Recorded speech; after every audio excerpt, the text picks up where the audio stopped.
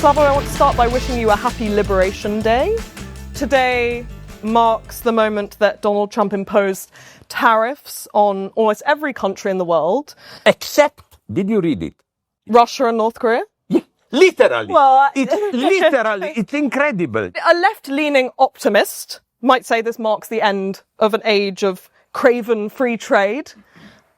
Are you such an optimist? Do you feel liberated? No, now I will begin with a rather simple, cheap joke, but it's very realist. In times which are today, it's suicidal to be an optimist, because you are just all the time disappointed. If you are a pessimist, then from time to time something small happens here and there, which gives you some hope. But I really think that here I sympathize with my friend, although we had disagreements, Yanis Varoufakis. We have great disagreements, but nonetheless, everything has to be rethought when people like Trump, Vance, Elon Musk, this in the United States, become those who rule. Because what are they? They are no longer traditional. But by traditional, I not mean 17th century. I mean even a couple of decades ago, figures of authority. The first thing is that obscenity, even making jokes about himself, is part of their image. That's why I found something terribly wrong with all those left liberal comedians like Jon Stewart who just repeat this regular jokes making fun of Trump. Sorry, Trump is already a caricature of himself in some sense. The kind of first is tragedy then as well. So that I don't lose time, rethought here, especially, I'm saying this without any trace of irony, very seriously, with a standard feminist attitude, which tries to blame, somehow find it's patriarchy and so on. Probably it is, but not in the usual traditional sense. I here refer to the best of critical theory. Already in the late 30s, Adorno, the great one, wrote a wonderful text where he emphasized that figures like Hitler, they are not paternal figures. They function in a totally different way. Now there are debates, how do they function? One nice Freudian theory is that, in his Totem and Taboo, Freud has this mythic history of there was Urvater, primordial father, who terrorized all the family, raped, had sex with all women, and then sons gather, kill the father returns as a ghost, a symbolic authority. That's how we get normal symbolic power. Lacan gave a proper interpretation of this. He said Freud got it wrong. First comes the symbolic father, and today, with figures like Kim Jong-un, Trump, and so on, these are figures of primordial father in all their obscenity. But are they even, I think things get so perverse, are they even paternal figures, no matter how perverted? Look, I was thinking about, not too much, but nonetheless, Elon Musk as a figure, And you know what he reminded me of? Marx, in, I think, his worst work in manuscript, German Ideology, he gives there a theory of how communism will look. And he says, you will do different things. In the morning, you will work on a field.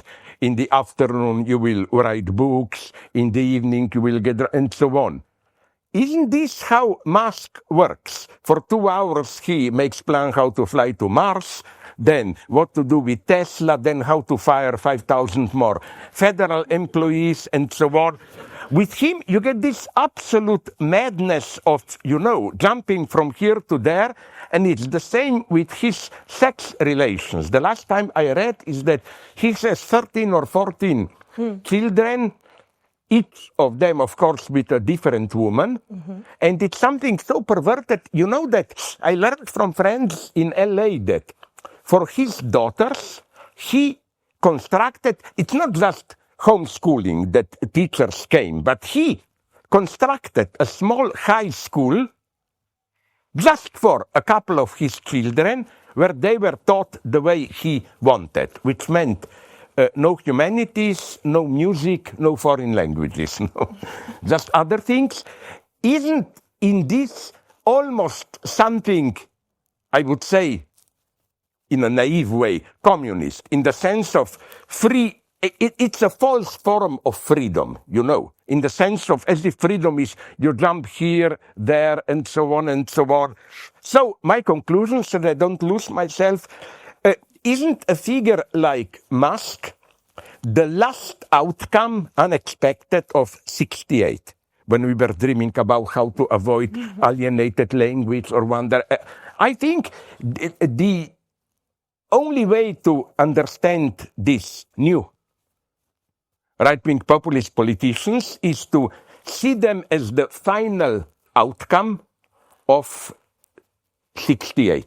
68 was a very ambiguous event.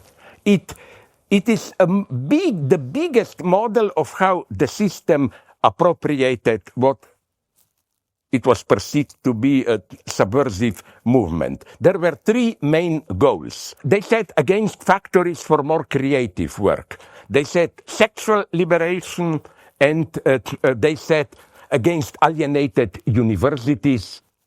Studying must be more individual, creative. That's what we are getting today in a perverted form.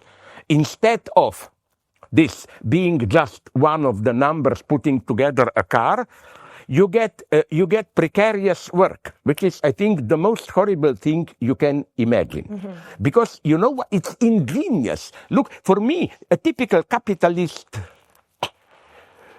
company today is something like Uber. They claim we have nothing to do with capitalism. We are poor, neutral mediators. We have people who offer something, cars, drives, and people who need them. We just bring them together. And the idea beneath it works so well ideologically, is that you who think you are exploited, you are all small capitalists. They claim, look at the precarious worker. If you are Uber driver or work artificially on a computer, you own your means of production. So Marxist exploitation. Yeah. How can you be a victim if you are a perpetrator? How can you be a victim? Yes. Yeah.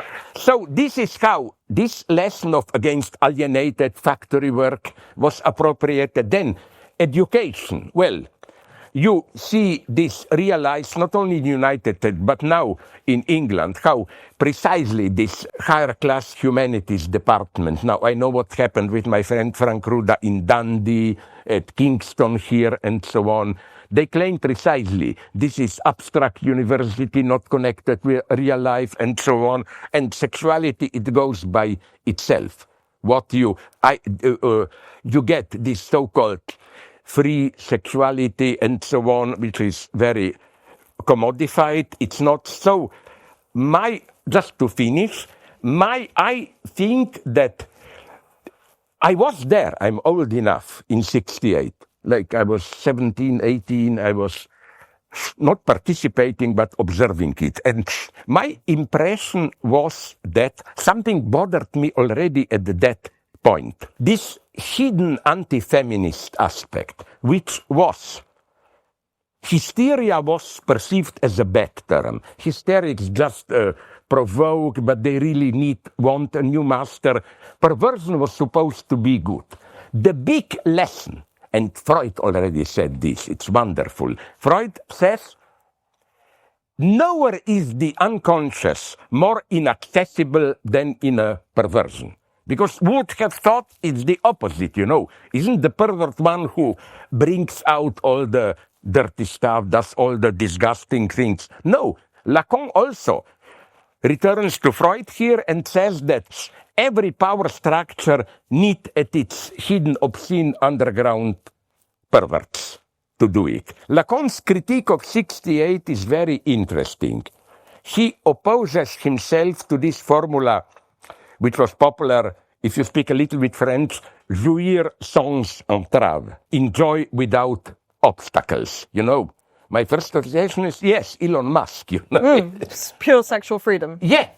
And actually disassociated, because he uses IVF, I think. Lacan says something very interesting. He says, you revolutionaries want to get rid of the master, but you will get a new master which will be even worse.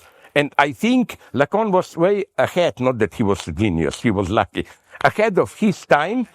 These guys, Elon Musk, Trump, are the new masters that wouldn't have been possible without the 68 revolution. In what precise sense? Here, Lacan says something wonderful. He says, my lesson, what I'm trying to teach you, protesting students, is don't lose the sense of shame.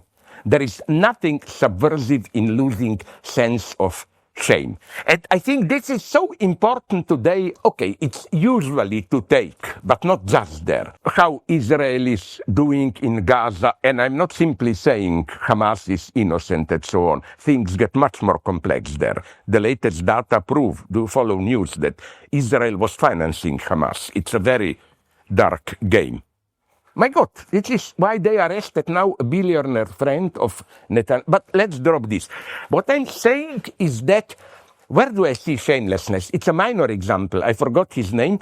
You know that co-director of No Other Land, the Palestinian guy. You know what shocks me? Not the fact that he was beaten and so on. I don't think Israel is necessarily much worse than others here. I think all of them torture, beat, and so on. But what shocked me is that you saw the scene, it's all recorded. Settlers come, provoke him, they beat him, then the police arrest him, take him claiming for health reasons. He's just chained to whatever for 20 hours, set free. No explanation. We are more and more approaching this open shamelessness, you know. The good old times where at least you felt the need to somehow provide a false version and so on. Okay, let's speak about Trump then. Yeah. Because this is an example of the shamelessness you speak about in some way. He's in many ways the embodiment, the spirit of shamelessness. Yeah. You say here the large majority of Trump voters are everyday decent people, risky thing to say, who otherwise behave in rational ways. It is as if they externalize their madness and obscenity onto/into Trump. Can you just explain what you mean? But in a more confused way, I will draw attention to something else. I think it's not yet in this book. A week or two after elections, maybe you know the story, but it's crucial, I think, to understand the efficiency of Trump. Alexandria Ocasio-Cortez, I will say something politically incorrect, the attractive, beautiful one. You know? She noticed, I even preferred not to know how, through some informants or what, that she was re-elected in her, I think it's Brooklyn or where? In Brooklyn. Yeah, as a congresswoman. But she discovered that many of her voters in presidential elections voted for Trump. So he contacted many of them, wrote to them like, why did you do this? And the answer is extremely interesting for me. The answer is because you nonetheless have something in common with Trump. Look at Kamala Harris. She was so well trained by experts that at the end she was saying practically nothing. When she was, do you remember? I remember a couple of days before the election, she was asked, "What you have done with Gaza there?" And you could almost see click how her mind is working, how she was afraid to either say something too much against Israel or something too much against Palestinians, and he came up with a total platitude, like, this is horrible, people are dying there, it should be stopped, or something like this, you know. While people were in a strange way even correct when they said that Trump and Ocasio-Cortez, although it's a strange authenticity, but they perceived the way they speak as not totally trained coached by experts, but some authentic openness. But this has nonetheless tragic consequences, because I read another analysis, an American friend who might send it to me, where she analyzed why do people who otherwise would have or did vote for Trump, why does Trump not only not lose votes, but even get new votes when he is caught lying? You know, this is the usual sport of liberal journalists, you know, oh, all his mistakes, blah, blah. Because isn't it a sad answer? For them, this mistake means, you see, Trump is like us, not totally trained, there is authenticity in him, and so on and so on. So I find this very sad. But now I will provoke you, sorry, nonetheless, to answer it myself. You know what, on the other hand, you know what it's obscene to say like about Trump, but I am not ready to condemn his so-called dictatorial approach, like, fuck the Congress, I have a majority there, let me decide. I think something like this should be done today. The point is, what is he doing with this power? And some friends who agree with me gave me a mega example. It's difficult to disagree. The greatest maybe moment in 20th history American politics, FDR, Franklin Delano Roosevelt. He effectively worked like that. He didn't care, even in the last elections, already 40 and then 44. He totally even ignored no electoral appearances or whatever. And I think that because of the confusing corruption and so on, one of the options that I'm seriously tempted by is not to say we need more authentic democracy, but maybe we need a soft dictator. By soft, I mean he doesn't go around and kill people, but effectively runs things with a more progressive agenda. Because to provoke you to the end, this is in the book, you know this Lincoln statement, which of course, as all great statements, was not really Lincoln's. He took it from others. You can cheat some people all the time, all the people sometime. You cannot cheat or deceive all the people all the time. Well, I think maybe you can. You know what I mean? I think that we are so corrupted, so not corrupted in the sense of money, but so deep in our everyday ideology that we need a figure of a master to awaken us, to push out. It will never come this moment. Here I disagree with my friend Varoufakis. I'm saying this to provoke you. Who still, with all his criticism, blah, blah, blah, his dream is still. I asked him, why are you doing this? There will be a moment when people will awaken. What if they will not awaken? You say that January 6th, the riots that happened around the Capitol, was not a coup, it was a carnival. Yeah. Is that part of this kind of emergent productive chaos in some way? Yeah. And you know why? Because, again, I said this, you know it, no? I don't like people who really read my stuff, then I cannot surprise you. Many of my friends, leftists, I wrote about this, were crying. They said, what is happening? Something which is the ultimate leftist dream. Group of people penetrate, occupy the seat of power, Congress. Right-wingers took even this from us. We don't even have the revolution. But it was clear that it was, as you said, a carnival revolution. And this should make us go back and see how, whenever a power structure, conservative, was in crisis, how often this strategy was already used. For example, I was 1 year old at that point, so I'm not claiming I was there, but I read books. You remember, when did Shah of Iran, when was he installed? In 1950, 51, or whatever, and Mossadegh, the president, who just wanted to nationalize some oil a little bit, war was over there. But you know how they did it? Pure carnival.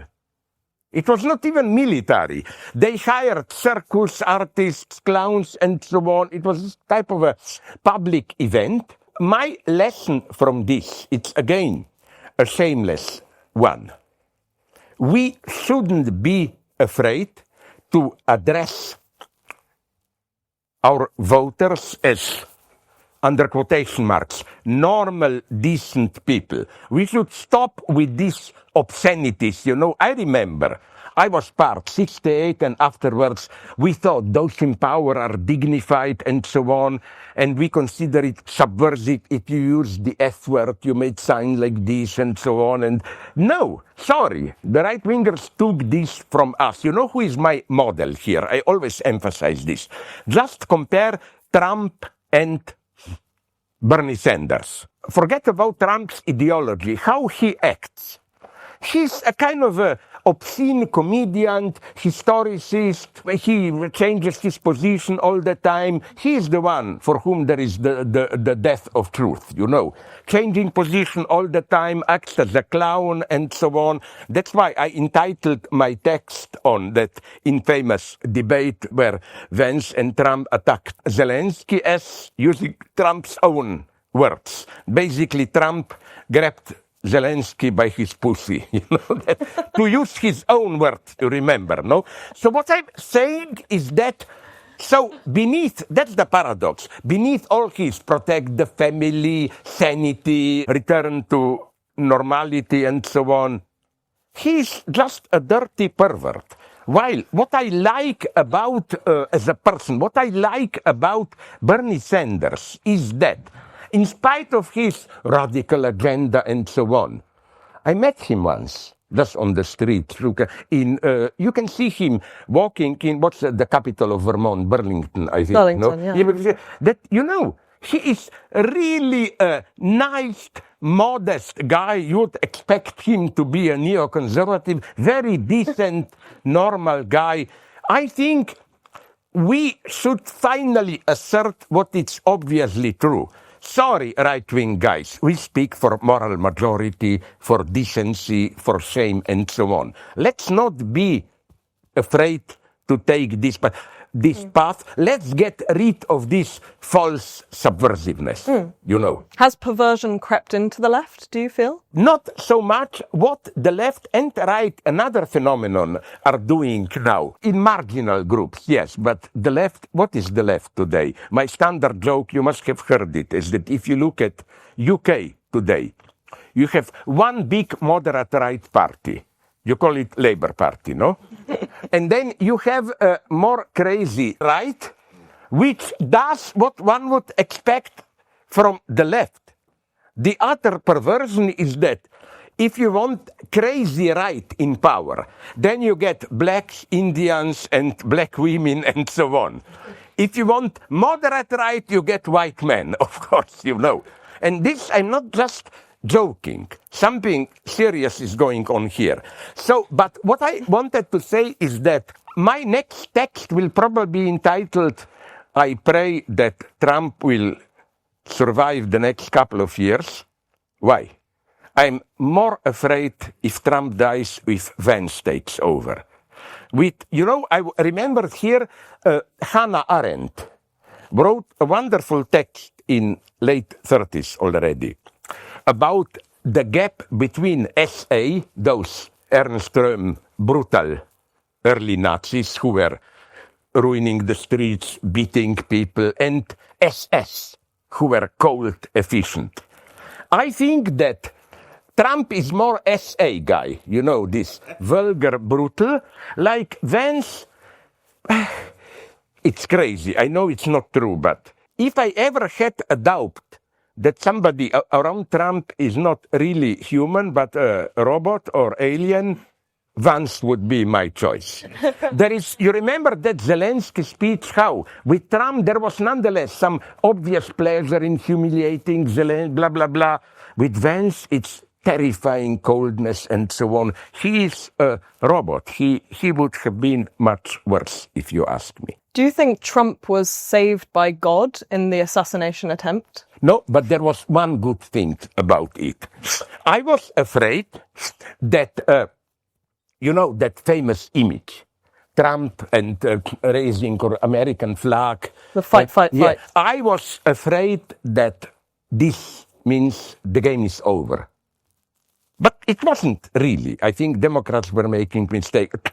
But what really gave me some small hope is that this, I don't think I'm wrong. I was recently in the United States. I asked all my friends, Trump hoped that this will become the big image.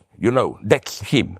No, it didn't. The big image is still the correct one. For me, the image. You remember Biden's inauguration. Who stole the show? Bernie Sanders sitting there alone with his gloves and his on and so on. And it's incredible how this, because this means even the people were not aware. Him sitting there alone meant we somehow feel that this spectacle of Biden's inauguration is a fake. A fake in what sense? Permit me to even mention Hegel now. Hegel has a wonderful theory that something becomes a necessity only through repetition. First, you think it's a contingency. Hegel gives two examples. Julius Caesar, where those Senate members, Brutus and so on, who slaughtered him, thought, Caesar, it's just a deviation, let's return to old republic. No, it's a wonderful example of dialectical process embodied. What did Augustus do? With him, Caesar was no longer a personal name, but became a title. This means there was a necessity. The other example of Hegel is the obvious one, Napoleon. When Napoleon lost the first time, he thought, I made some tactical mistake, something may be wrong. He had to lose 2 times, And it was the same with Democrats. When Trump won the first time, I remember, they thought, it was the guy whom I otherwise appreciated in Europe, Joschka Fischer, the Green minister 10, 15 years ago of Foreign Affairs, said, this is an abnormality. It is as if Trump fell from the moon. No, Trump, we should always remember this. Trump, with all his horrors, is a symptom effect of the failure of this mainstream liberal democratic welfare state. Here I'm a pessimist. The time of that is over. And I think that the mistake of the Democrats was that till the end, they treated Trump as just an abomination. Aberration, yes. Yeah. But there was also, I think, maybe, like you say about the comedy, that there was a sense that he could be joked out of seriousness in the minds of the American people, or in some way... That was the mega mistake, which is why I am allergic to this, how easy it is to... Our only hope is something different. Now I will be really evil. Trump, Sleepy Joe and so on, making all the time this aggressive remark about Biden. Sorry, but did you notice... I don't listen to him a lot, and I noticed, he's slowly moving in the direction of the Sleepy Joe. Not so funny, getting lost. I think he was much more funny even. I'm not afraid to say 8 years ago. All the jokes that he made against that feminist, a little bit, Democrat Elizabeth Warren. Pocahontas. Yeah, and all that stuff. Sorry, there was some minimal spirit in that. Now it's just vulgarity, he gets lost. But nonetheless, and again, Varoufakis convinced me this. Don't underestimate how he acts now. Many leftists think, it's chaotic and so on. No, Varoufakis convinced me that in all this chaos of tariffs and so on, which they tell a lot. Did you notice now that even some island in Arctic where there are only penguins is now tariffs, but not Russia? As well as they said, no? So that's another story. What I wanted to say is that this effect of chaos is obviously well planned. This is standard Trump strategy. Announce with big pomp something that triggers chaos, and then you use chaos to negotiate. To realign. Yeah, to realign. And I've heard, I have my own private KGB or whatever you call it. And I know people who know people who know people who know White House. Now, I like this. And there are even rumors that reached me quite serious that when we say, oh my God, but this may trigger protests, massive protests. Well, what if Trump wants this? Because he already said then he will be able to cancel elections, use National Guard and so on. Don't underestimate him. Don't think, he is just doing some crazy things and in a year or two everything will collapse. What if it will not collapse? The first bad news I have for you here is that the proto-Trump, Milei, in Argentina, I know all my Argentinian friends were telling me, he is a clown, it will be over. No, economy is picking up a little bit now. And his popularity is now even a little bit higher than at the moment when he was elected. So again, don't underestimate the true force of attraction of Trump. Yeah. He knew, what he learned? How to use lies themselves as an instrument to assert yourself as authentic. I often use this example from Lacan of the gap, and I think you cannot understand today's populist politics without this. The gap between, sorry for complex terms, what Lacan calls subject of the enunciated, which simply means the content, what you are saying, and subject of the enunciation, which means, let's cut the trap, the subjective position implied by what you are saying. For example, if we are dealing here with liars, so-called, analyzed by Russell and others, liar's paradox. If I say everything I'm saying is a lie, it's self-contradictory. Because then, is this a lie? If this is a lie, then everything is not a lie. But Lacan's proposal is that there can be a truth in this. It's not necessarily a contradiction. If you apply this distinction, for example, if you are in a real life crisis, desperate, and suddenly realize I was bullshitting, losing time. If you say, in such a desperate state, all my life, everything I did was fake, a lie, it's not contradictory. It simply can be an authentic expression of your despair. But the other way around also functions here, which is that you can lie in the guise of truth. Both the left and the right like to do this.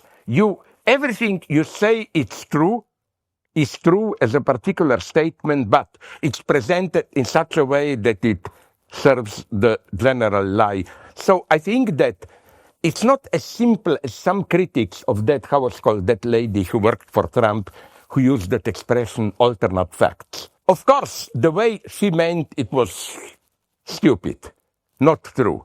But there are alternate facts, not in the sense Holocaust happened, or maybe it didn't, it's all a discursive construct. I'm not saying this. I'm just saying that reality is a big chaos, and when you pick something up as your line, it's always biased. And to arrive, here I remain a traditional Marxist, if you want to arrive at the truth, it's not neutrality, simply, you are above. There is a certain position of the victim and so on, which is a biased position. You only arrive as the truth. My eternal example, maybe some of you know it. Let me imagine that and I will be a good guy here for as an exception. I'm in 36 in Germany, 37, before they got after Crystal Night War, and I debate with hardline Nazi, the role of the Jews. And I can imagine a Nazi providing a consistent story. I checked with my Jewish friends. It's all true.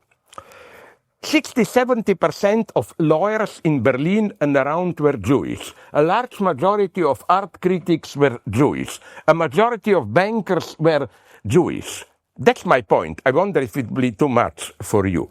When you criticize the Nazis, it's not enough to accept the debate at the level of facts. Because the result then will always be somewhere in between. Okay, the Jews are, a Nazi will say, maybe not as bad as I thought, but nonetheless they are doing many. No, the true question is another one. It is, why does a Nazi subject need the figure of a Jew to maintain his identity? Because if you take the Jew away, then the whole Nazi edifice collapses. It's obvious. I will not go into it. The standard explanation that the Nazi problem is how to return to a non-antagonistic society. Their vision is kind of a corporate feudal capitalism. Capitalist dynamic, but within a harmonious state.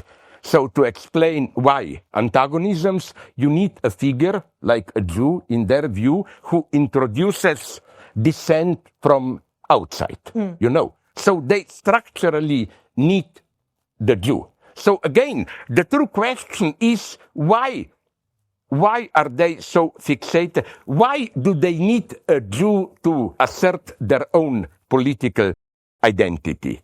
That's the point. I here refer, that's where my idea came to me. Some of you maybe know it, from a wonderful passage from Lacan, when he says, let's say a husband is pathologically jealous, claiming that his wife is cheating, suspecting it.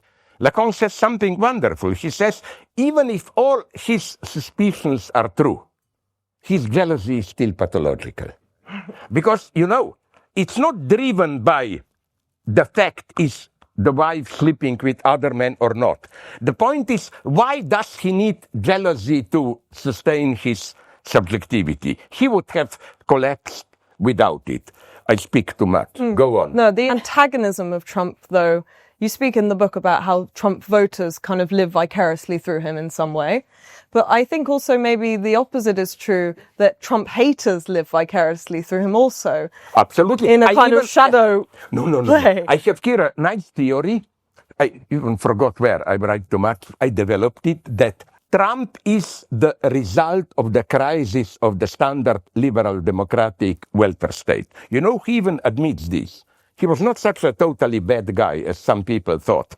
Fukuyama, in the last elections, he said, vote for Bernie Sanders. He saw it clearly, it didn't work. But what I want to say is that, you know, this Freudian theory, it's a little bit naive, but it's another story to explain it. Where Freud says that fetish is the last thing you see before you see sexual difference, that the woman has not a penis, blah, blah, all that stuff. It sounds ridiculous today. That's another topic.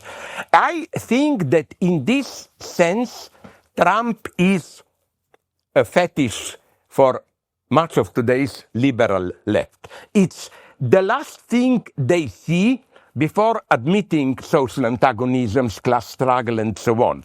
You focus on Trump, you don't have to analyze what really is wrong in our societies, you know. Like many Trumpians begin well. For example, you know whom I wouldn't say it's too obscene, I like. But sometimes he begins well. It's horrible, I apologize. Steve Bannon. Yeah. He's as close as you can come to, don't laugh, a left Trumpian. Do you know that in Trump's first period, 4 years, he was dismissed from the White House because he wanted something that no Democrat today, maybe Bernie, dared to demand. He said the first thing we should do is to raise maximum taxes for 25 to 40%. So Trump does address something that obviously is wrong in this standard liberal democratic vision. And this is also my problem. I'm so often misunderstood here in my critique of whatever you call it. I know it's a very differentiated field. Political correctness, cancel culture, wokeism, and so on and so on. Quite often, of course, not quite often, almost always, agree with their goals.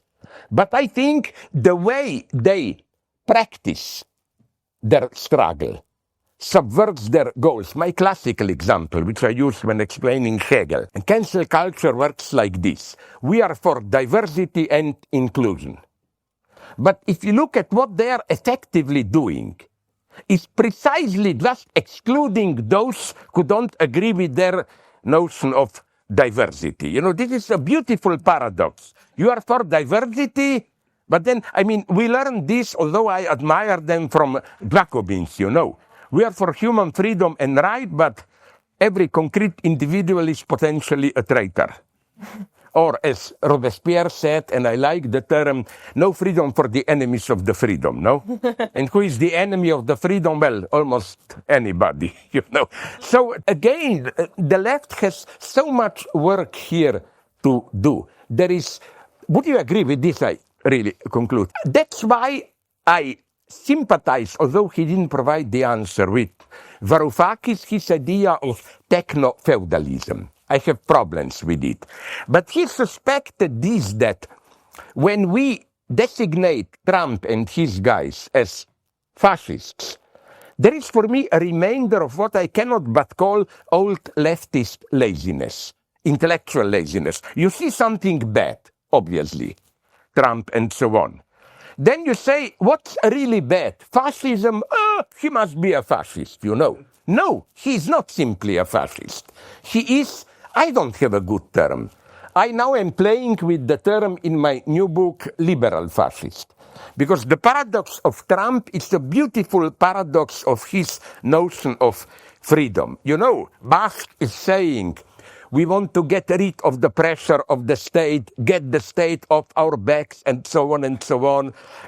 And you know where they are ending now? Incredible censorship that even politically correct left at its worst didn't engage in. You know what is Trump saying? You remember a couple of months ago, he said he didn't do it. He wanted to prosecute Wall Street Journal for expressed some doubts about his politics on tariffs and so on. And it's going on. We are really getting caught in this paradox. Another, and this I will conclude, this will be in my new book. I already have a new one, you know. You're really pumping them out at the moment. I know this is suicidal. I'm here too much a Trumpian. You know what I mean by this? They'll turn you into AI one day, and then they'll just... Trump made the big mistake everybody knows. Before he was president, he invested too much in Atlantic City, buying all the casinos there, and he was then caught competing with himself. You know, and I with too many two books are going to start. Yeah. But the fundamental antagonism I see is that on the one hand, you know that his inaugural address speech, the main slogan was sanity, common sense, you know, like all this LGBT madness and so on, and then let's return to common sense, which is normal people who know there are men and women, whatever you want, and so on. But at the same time, look what Trumpians are doing. Here, my model are guys like Elon Musk, but especially other interesting theorists. The crucial notion here is what they call digital state. The idea is this one, and that's behind Trump's Gaza idea, that the situation today is so corrupted that we have to clear a territory and construct a new society through algorithms, experts from zero. Trump's lie is that he refers to ordinary people, their needs against intellectual corruption and so on, corruption of intellectuals. But what he is doing is something terrifying. The era of common sense has passed. The problems we are facing today, ecological crisis, it means we should drop our standard notion of nature. What is our spontaneous notion of nature? Even in Marx, you find it. It's that we, humanity, may have our hubris, destroy, blah, blah, but there is endless nature with its harmonious circulation, and whatever happens, nature will win in the long term. I no longer think it is like this. I believe in the notion of Anthropocene in the sense that, double sense, not only did we disturb, if something like this exists, the normal self-reproduction of nature, but was nature itself ever natural? I always mention, I'm sorry if you know this example, what are still our big sources of energy? Coal and oil. Can you even imagine what catastrophes must have happened on our Earth before even humanity was here to have oil reserves and so on. So my standard line here is, if nature is our, sorry if you know this line, if nature is our mother, it's a dirty bitch of a mother. We cannot rely on whatever happens, this wisdom, nature is there. No, a true materialist ecologist today has to begin with, there is a potential threat, chaos in nature itself. Don't fall for this typically humanocentric, humanist notion of nature is just a gentle background which is always there and we can return to it. No, we basically don't have anywhere to return. So back to that point, isn't this zero beginning? This is what Trump tried to practice in Gaza. That was his dream. It was not so much anti-Palestinian. His dream is, finally, we have a chance to clear a territory, totally, everything is destroyed, and to build a society from zero there. So my point here is what? Is that, in the sense, Trump brings out this idea usually associated with the most hardline Stalinists of building a new man. He literally wants to do it. And that's what I think is his contradiction, if you want to put it in this way. On the one hand, referring to ordinary people against experts, corporations, I speak for you.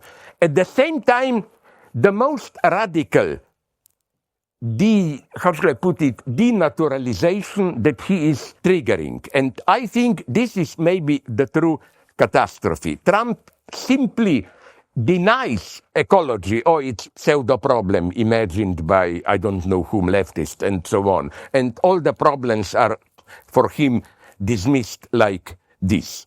I'm simply afraid.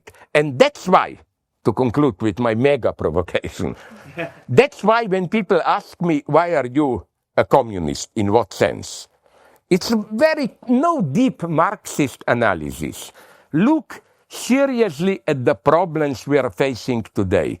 Ecology, artificial intelligence, social conflicts. All I'm saying, and forget about Communist Party, Central Committee, and so on, is that, isn't it for me absolutely obvious that we will be able to confront these problems only through some kind of more global cooperation and organization. That's why I still like the COVID pandemic. Not only it was a golden time for me, I loved it. Can you imagine anything better than you don't have to meet friends and so on? I even pretend that Zoom is too complicated for me. Well, I remember you trying to do that last time we did an interview, actually.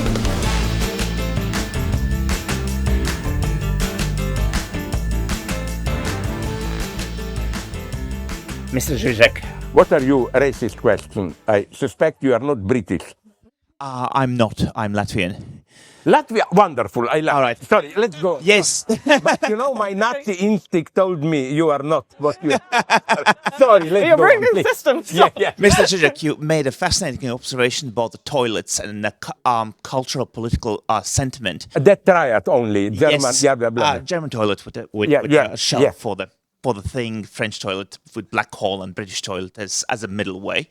Have you found any other examples? You mentioned lots of people live vicariously through Trump. Who does Trump vicariously live through, and is it Putin? Okay, I will begin with you.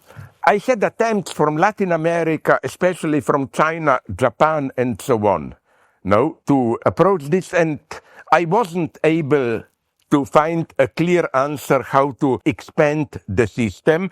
The only thing I discovered is that, for example, in Japan, the sense of shame, sorry for implicit vulgarity, even I have, but when you are defecating shit, there can be some sounds and so on. And this is, I was told, maybe I'm wrong, the ultimate horror in Japan. You know how I discovered it? I entered the public toilet once there, and the moment I locked myself, music, not even so silent. Then I said, I don't like this music. No, the function is that eventual sounds are not hurt, you know. So, in other words, I focus too much on shit. If you take other, then there are countries like Tibet, I learned, traditional Tibet, where defecating, shitting, was not a problem. Do it in public. We walk on a street, okay, on a country road. I how do you call it, not stand, but not sit down, but just on my Squat. squat and shit, and that's it. In public, I mean, it's simply not a problem, you know. So what I'm just saying is that I'm still at the level of collecting facts. You're doing your market research still. Yeah, but not too systematically. I would like, as an almost caricatural Hegelian, to build immediately a system of triads, whatever, and so on, you know. I am not yet there. Sorry, it's not a satisfactory answer, I know. Do you have any differences here? You have there a triad, no? Lithuania, Latvia, Estonia. Do you perceive yourselves as the same, or are there hidden racism? I grew up with a German type of toilet, so it was all put in the display and examined before flushed away. Although we are more under German influence in Slovenia, but for me, personally, I'm more on the French side here.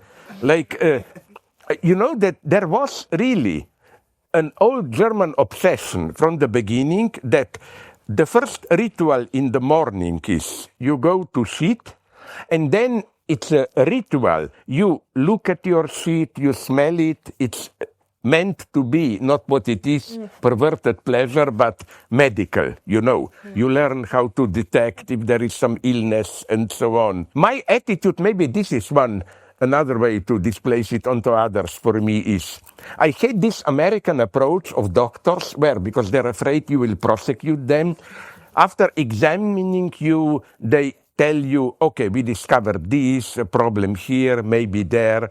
I tell them, listen, you are my doctor. It's your duty to know this. Keep it in your books. I don't want to know about me. All I want is to tell me when I go home, should I already take a detour through a cemetery, like look at the price, or can I simply go home? I find something liberating in this. I don't want another fear that I have. For example, what shocked me in the United States, you know, is their sense of shame. I, as a not too oppressed, I hope, European, was surprised how professors whom I met the first time, as it were, had no shame in explaining to me, oh, yesterday I had an adventure, but I finished too early, the woman was not such. This stupid openness that I found embarrassing. But then you ask them, how much do you earn? And at least at the academia, it's as if I ask the most intimate possible question and they look around embarrassed as if, you know, it's, to use our old beloved old communist language, it's the big task in constructing socialism, but it will come only in the second stage of building socialism, not yet now. Okay, who does Trump live vicariously through?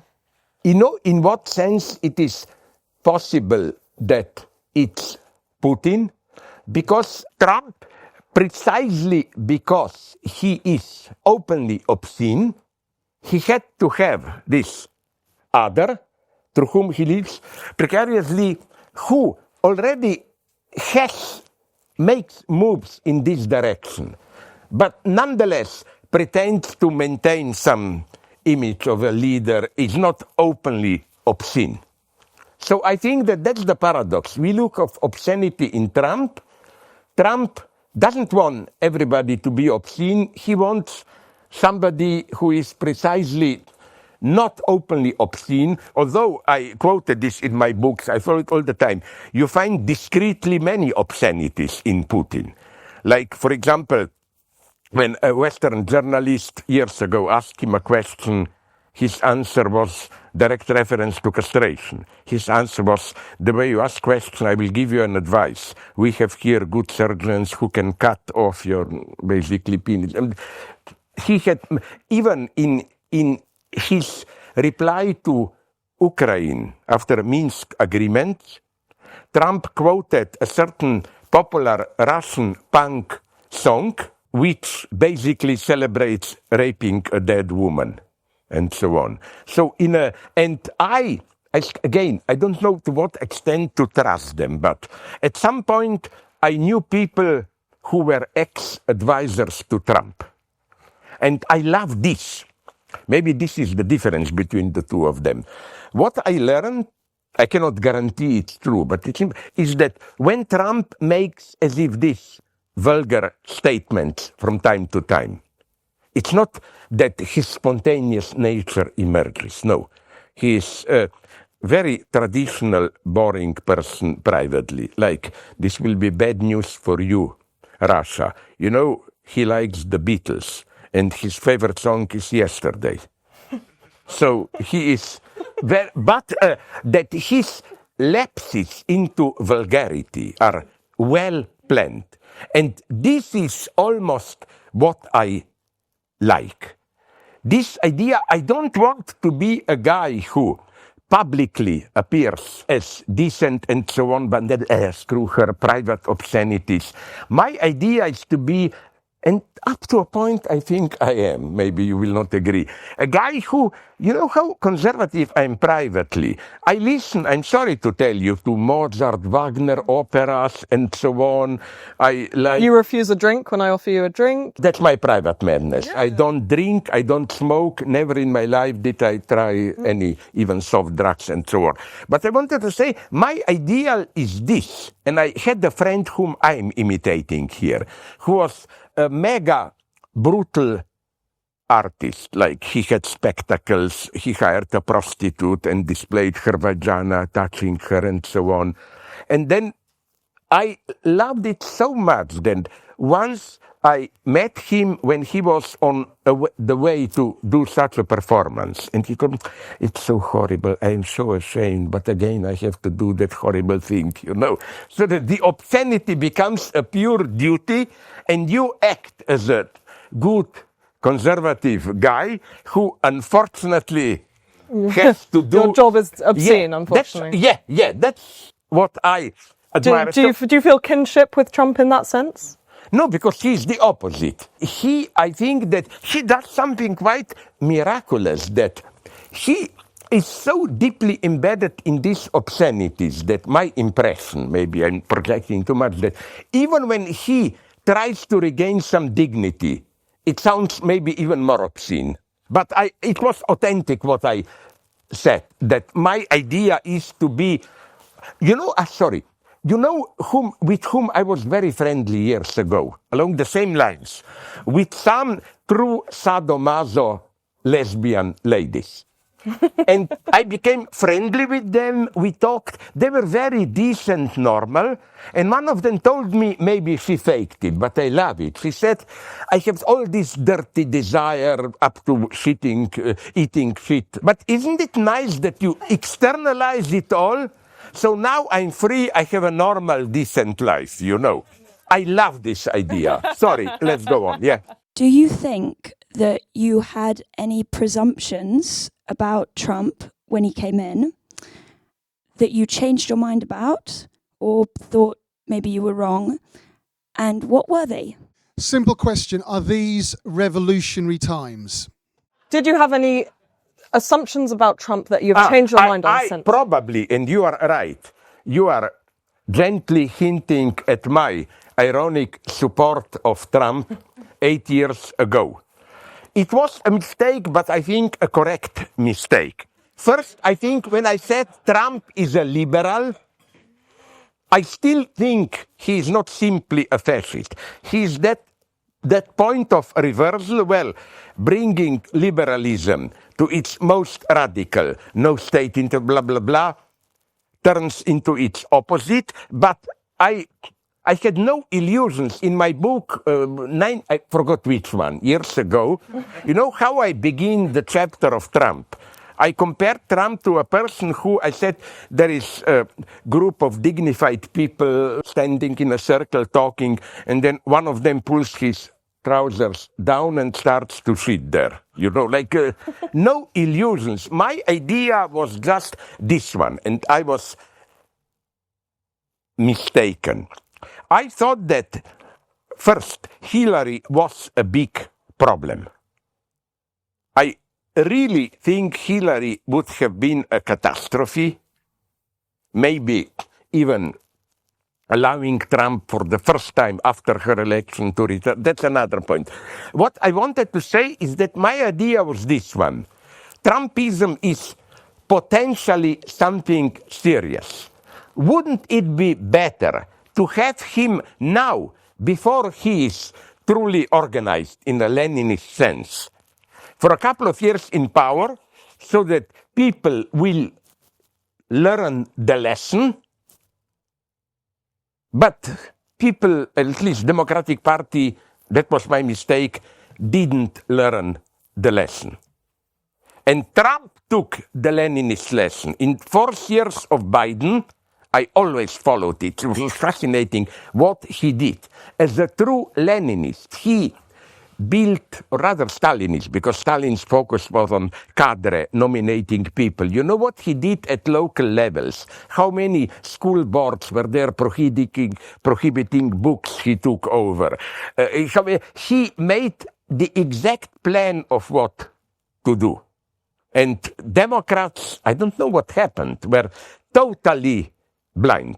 So, to reinterpret myself in an ironic, self-critical way, it's the Democrats, not Trump, who disappointed me.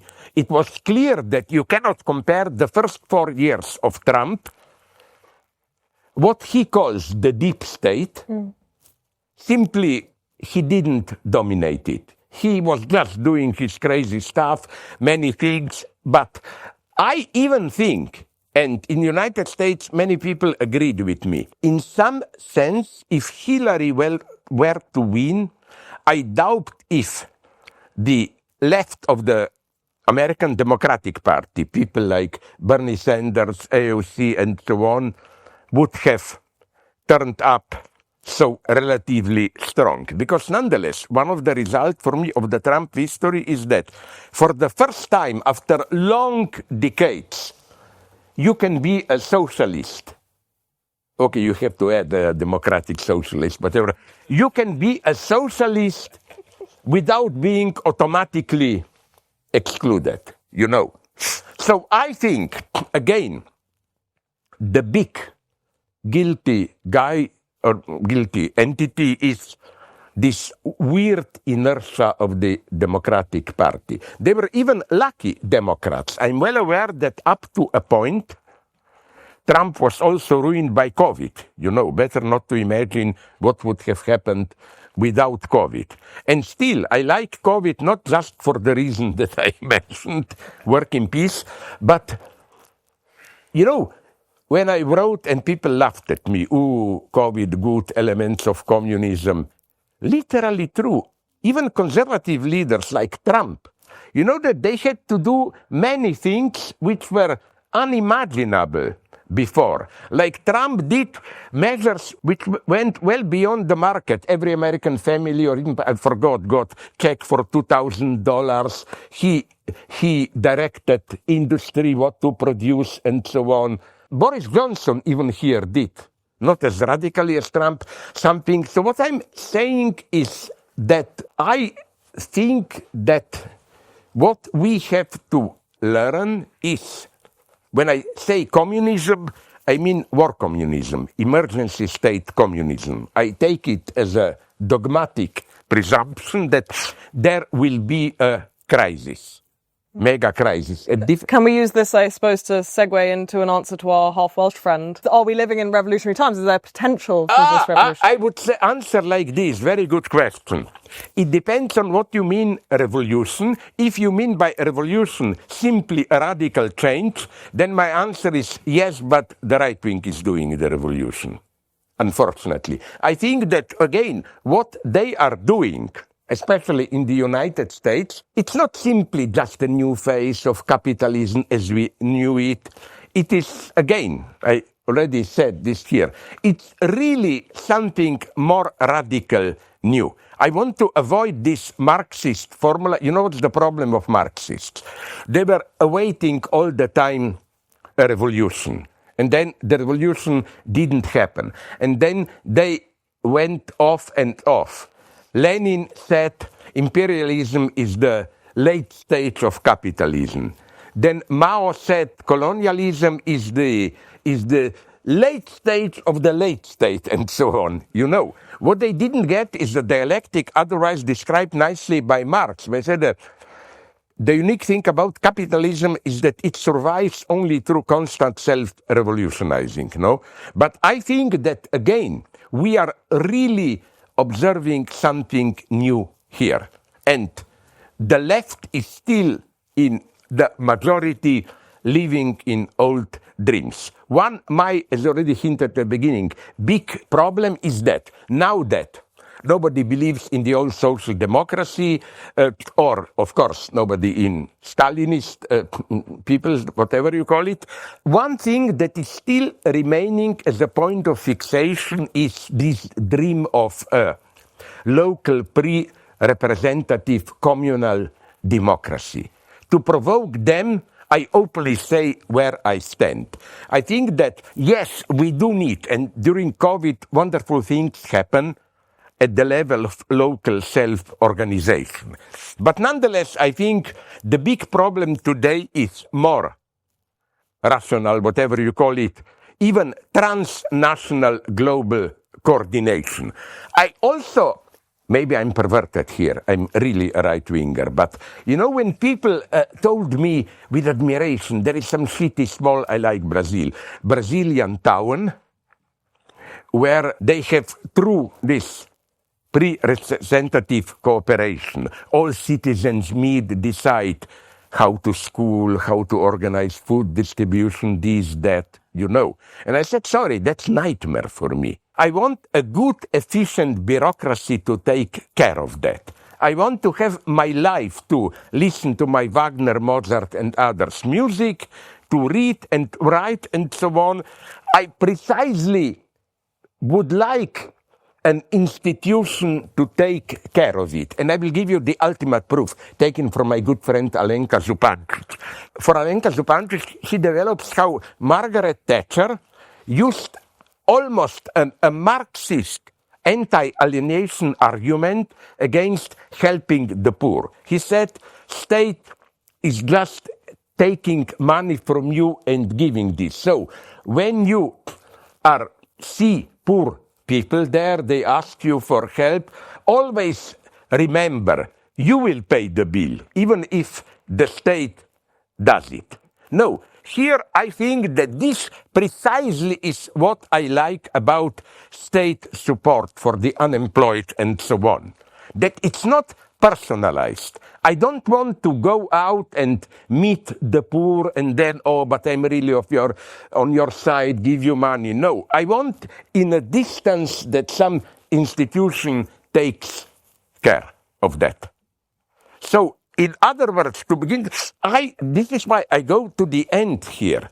My friend, although I don't totally agree with him, American Lacanian Todd McGovern wrote now a book. The title is something like For Alienation or In Praise of Alienation. And I more and more believe in it. My dream is not to live in a society where we are all friends, we know each other. That's nightmare. I mean, I like distance. I want to be selective. That's what I said in a statement for which I paid dearly, that 99% people are idiots. But then I added, for other people I include myself. Because I am going to the end here. I even don't want to know too well myself. I may theorize about psychoanalysis, but thanks. I am totally convinced that if you look deep into yourself, well, you will find a lot of shit, of course.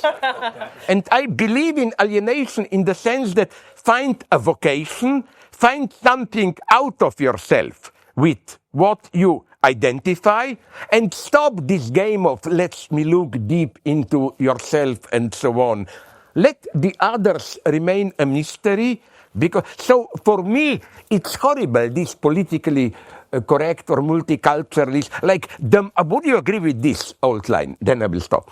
The most stupid, in my tyranny where I am the Lord, they would get not worse than Gulag, instant death penalty.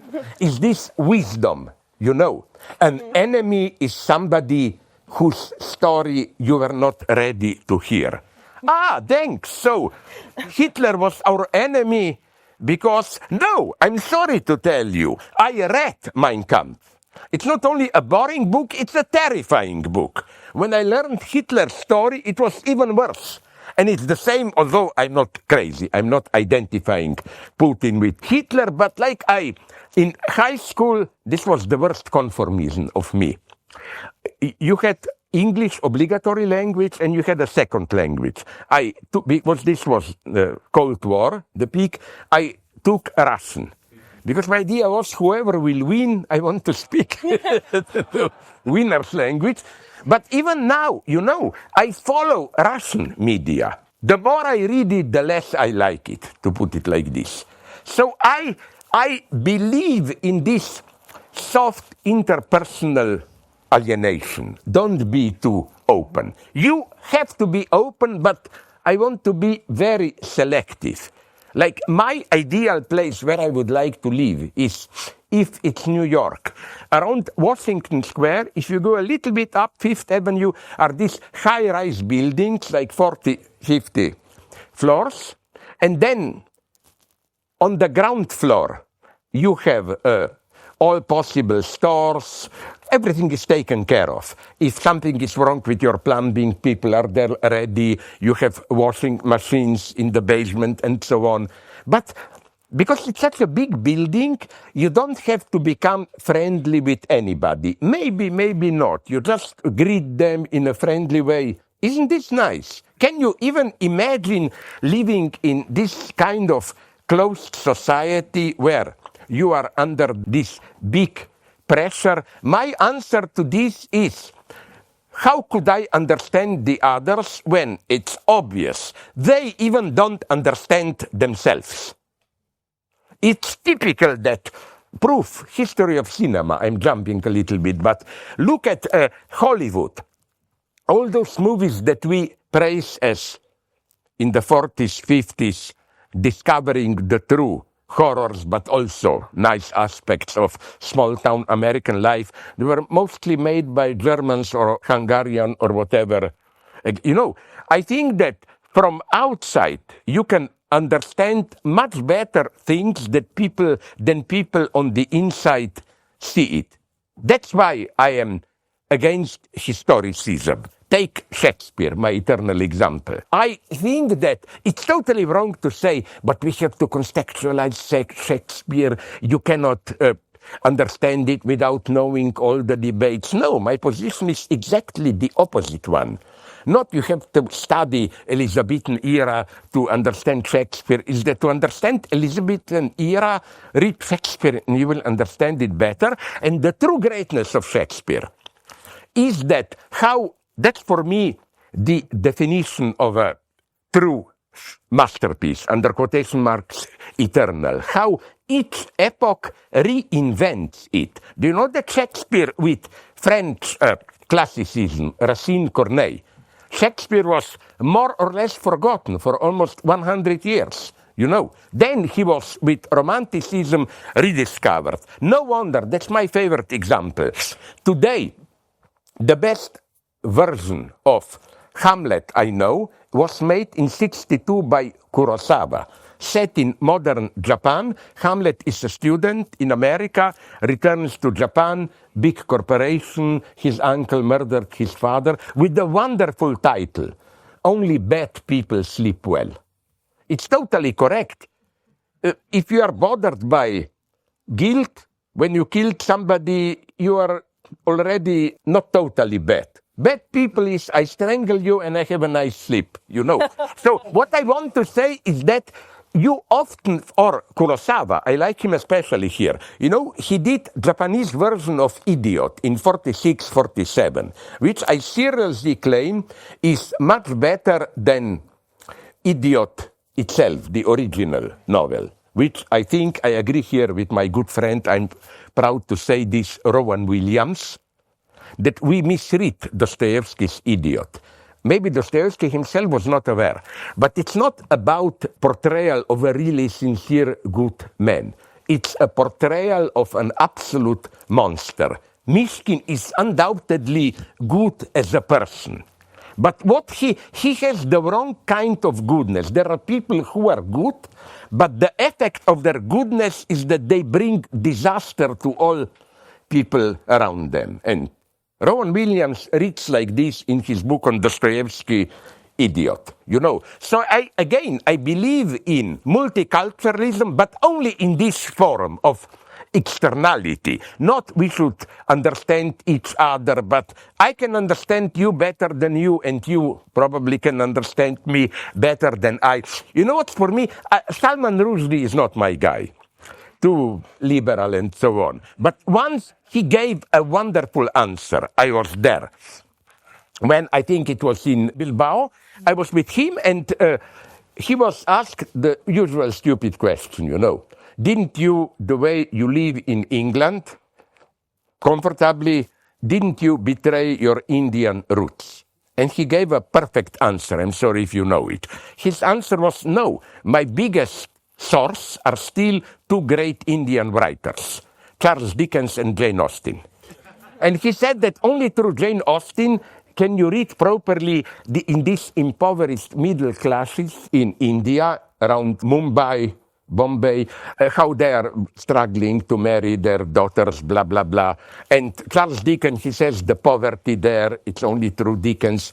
This is what fascinates me, how parallels with another later culture can allow you to understand retroactively much better the original than the original was understood, maybe even by Shakespeare himself. Shakespeare often didn't know what he really meant. It's up to us to discover it. Sorry, I got lost. With that, I'm afraid we have no more time here, but I wanted this, I'm afraid. just as he planned, but unfortunately for Slavoj, there is a whole tray of books outside, and if you buy one, then he has kindly agreed that he will sign it. So I would heartily recommend that you do, and then in fact, after buying it and having it signed, read it, because it's a wonderful book and enlightening in many ways. What I would say something else. Why don't you discover that book is not so good and buy then another book of mine? After, to make up for it. Yeah, and the one so after that, and the one after that. Forever, Thank you. until infinity. Everybody, Slavoj Žižek. Thank you very much.